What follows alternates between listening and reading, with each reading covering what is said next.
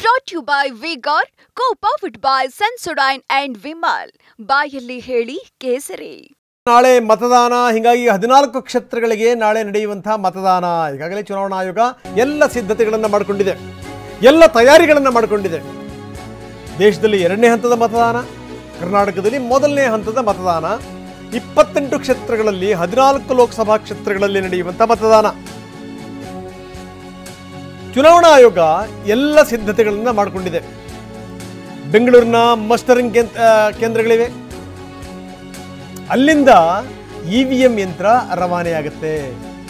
ಅಲ್ಲೆಲ್ಲ ಈ ಯಂತ್ರಗಳನ್ನು ಭಾಳ ಸೇಫಾಗಿ ಇಟ್ಟಿರ್ತಾರೆ. EVM, VVPAT, ವೋಟರ್ ಲಿಸ್ಟ್ ಎಲ್ಲ ವಿವರಗಳು. ಇನ್ನು ಮಧ್ಯಾಹ್ನದ ವೇಳೆಗೆ ಮತಗಟ್ಟೆಗೆ ತೆರಳುತ್ತಾರೆ ಇವತ್ತು ಸಿಬ್ಬಂದಿ. ಎಲ್ಲ ವಿವರಗಳನ್ನು ಕಲೆ ಹಾಕ್ತಾರೆ. ಪೊಲೀಸ್ ಭದ್ರತೆಯಲ್ಲಿ EVM ಮಷಿನ್ಗಳನ್ನು ತೆಗೆದುಕೊಂಡು ಹೋಗ್ತಾರೆ. ಇದು ಯಾವ್ಯಾವ ರೀತಿ ಪ್ರೊಸೀಜರ್ ಇದೆ ಅಂತ ಅವರಿಗೆ 15 ದಿವಸದಿಂದ ಈಗಾಗಲೇ ಟ್ರೈನಿಂಗ್ ಅನ್ನು ಕೊಡಲಾಗಿದೆ. 15 ದಿನಗಳಿಂದ ಟ್ರೈನಿಂಗ್. ಮತದಾನಕ್ಕೆ ಚುನಾವಣಾ ಆಯೋಗ ಸಕಲ ಸಿದ್ಧತೆಗಳನ್ನು ಮಾಡಿಕೊಂಡಿದೆ. ಮಸ್ಟರಿಂಗ್ ಕೇಂದ್ರಗಳ ಮುಖಾಂತರ ಆ ಮಷಿನ್ಗಳನ್ನು ಕೊಡಲಾಗುತ್ತೆ. ನೋಡಿ, ಸಾಲುಗಟ್ಟಿ ಇಟ್ಟಿರುವಂಥವು ಮಷಿನ್ಗಳು. ಎಲ್ಲೆಲ್ಲಿ ಯಾವ್ಯಾವ ರೀತಿಯ ತಯಾರಿಗಳಿದೆ. ಈ ಸೇಂಟ್ ಜೋಸೆಫ್ಸ್ ಸ್ಕೂಲ್ ಇದೆಯಲ್ಲ, ಅಲ್ಲಿ ಈ ಎಲ್ಲ ಯಂತ್ರಗಳನ್ನು ಇಡಲಾಗಿದೆ. ಕೇವಲ ಒಂದೇ ಒಂದಲ್ಲ, ಮಸ್ಟರಿಂಗ್ ಕೇಂದ್ರಗಳು ಬೇರೆ ಬೇರೆ ಭಾಗದಲ್ಲೂ ಕೂಡ ಇವೆ. ಆಯಾ ಭಾಗದಲ್ಲಿರುವಂಥ ಮಸ್ಟರಿಂಗ್ ಕೇಂದ್ರಗಳಿರ್ತಾವಲ್ಲ, ಅಲ್ಲಿಂದ ಯಂತ್ರಗಳು ರವಾನೆ ಆಗ್ತವೆ. ಅಧಿಕಾರಿಗಳು ಈ ಯಂತ್ರಗಳನ್ನು ತೆಗೆದುಕೊಂಡು ಹೋಗ್ತಾರೆ. ಮಲ್ಲೇಶ್ವರಂ, ಬಸವನಗುಡಿ ಮತ್ತು ಯಶವಂತಪುರ ಅದರ ದೃಶ್ಯಾವಳಿಗಳನ್ನು ನಾವು ನೋಡ್ತಾ ಇದ್ದೀವಿ. ನೋಡಿ ಯಾವ ರೀತಿ ಭದ್ರವಾಗಿವೆ ಅಂತ. ಸೂಟ್ ಕೇಸ್ ರೀತಿಯಲ್ಲಿದೆ. ಇದರ ಒಳಗಡೆಗೆ ಮಷಿನ್ಗಳು ಭದ್ರವಾಗಿ ಕೂತಿವೆ. ಮಲ್ಲೇಶ್ವರಂ, ಬಸವನಗುಡಿ ಮತ್ತು ಯಶವಂತಪುರ ಅಲ್ಲಲ್ಲಿ ಬೇರೆ ಬೇರೆ ಕೇಂದ್ರಗಳಿವೆ. ಆ ಕೇಂದ್ರಗಳಲ್ಲಿ ಮಷಿನ್ಗಳನ್ನು ಇಡಲಾಗಿದೆ. ಸಂಬಂಧಪಟ್ಟಂಥ ಅಧಿಕಾರಿಗಳು ಎಲ್ಲ ವಿವರಗಳನ್ನು ಸಲ್ಲಿಸಿ ಅಲ್ಲಿಂದ ಅವರು ಮತಕೇಂದ್ರಗಳಿಗೆ ಹೋಗಬೇಕು. ಅಲ್ಲೆಲ್ಲವೂ ಕೂಡ ಸೆಟಪ್ ಮಾಡ್ಕೋತಾರೆ. ಅಲ್ಲಿಂದ ಮತದಾನ ಪ್ರಕ್ರಿಯೆ ಶುರುವಾಗುತ್ತೆ ನಾಳೆ ಬೆಳಗ್ಗಿನಿಂದ. 7 ಗಂಟೆ ಅಷ್ಟೊತ್ತಿಗೆ ಎಲ್ಲವೂ ಕೂಡ ಸಜ್ಜಾಗಿಬಿಟ್ಟಿರ್ತವೆ. ಶುರುವಾಗುತ್ತೆ ಮತದಾನ ಬೆಳಗ್ಗೆನೇ.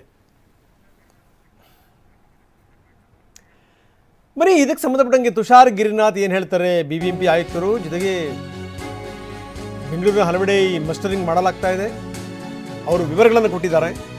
ಸಿಬ್ಬಂದಿಗೆ ಈಗಾಗಲೇ ತರಬೇತಿಯನ್ನು ಕೂಡ ಕೊಡಲಾಗಿದೆ. ನಾನು ಆರಂಭದಲ್ಲಿ ಹೇಳಿದೆ, 15 ದಿನಗಳಿಂದ ತರಬೇತಿ ನಡೀತಾ ಇದೆ. ಜಿಲ್ಲಾ ಚುನಾವಣಾಧಿಕಾರಿ ತುಷಾರ್ ಗಿರಿನಾಥ್ ಅವರು BBMP ಕಮಿಷನರ್ ಕೂಡ ಹೌದು.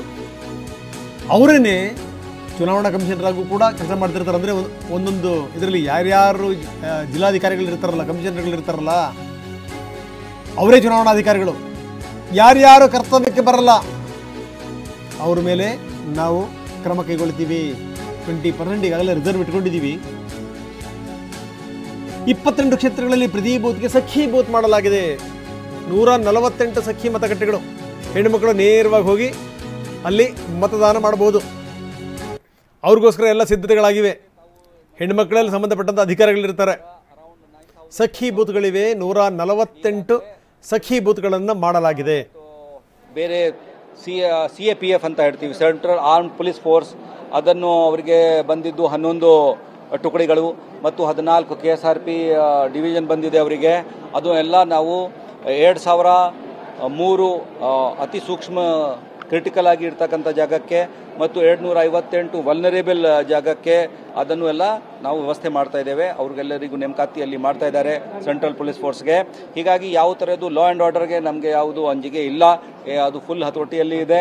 ಸಾಕಷ್ಟು ಪ್ರಮಾಣದಲ್ಲಿ ಸೆಂಟ್ರಲ್ ಆರ್ಮ್ಡ್ ಪೊಲೀಸ್ ಫೋರ್ಸ್ ಬಂದಿದೆ ಮತ್ತು KSRP, ಹೋಮ್ ಗಾರ್ಡ್ಸ್ 6,000 ಅಷ್ಟು 3,000-4,000 ಹೋಮ್ ಗಾರ್ಡ್ಸ್ನು ಕೂಡ ಆ ದಿವಸ ಕೆಲಸ ಮಾಡ್ತದೆ. ಹೀಗಾಗಿ ಎಲ್ಲ ವ್ಯವಸ್ಥೆ ಇದೆ. ಯಾವುದು ಈ ಥರ ನಮ್ಮ ಮತದಾರರಿಗೆ ಯಾವ ಥರದ್ದು ಲಾ ಆ್ಯಂಡ್ ಆರ್ಡರಿಂದ ಕಷ್ಟ ಉಂಟಾಗ್ತಕ್ಕಂಥ ಹಿಂದೆನೂ ಆಗಿಲ್ಲ, ಈಗಲೂ ಆಗಲ್ಲ, ಮುಂದೆನೂ ಆಗಲ್ಲ. ಇಂಪಾರ್ಟೆಂಟ್ ವಿಚಾರ ಏನಂದರೆ, ನಾಳೆ ಈ ಎಲ್ಲ ವ್ಯವಸ್ಥೆಗೆ ಒಂದು ಪರಿಣಾಮ ಸಿಗಬೇಕಾದ್ರೆ, ಫಲ ಸಿಗಬೇಕಾದ್ರೆ ಮತದಾರರು ಬಂದು ತಮ್ಮ ಮತವನ್ನು ಚಲಾಯಿಸಬೇಕು. ನಮ್ಮ ಕಪ್ಪು ಚುಕ್ಕೆ 54%ಗೆ ಇದೆ, 54% ಮಾತ್ರ ವೋಟಿಂಗ್ ಆಗ್ತಾ ಇರೋದು. ಅದಕ್ಕೆ ಈ ಸಲ ಎಲ್ಲರೂ ನಮ್ಮ ಮತಗಟ್ಟೆಗೆ ಬಂದು ತಮ್ಮ ಮತವನ್ನು ಚಲಾಯಿಸಿ ಈ ಕಪ್ಪು ಚುಕ್ಕಿಯನ್ನು ತೊಳೆಯಬೇಕು.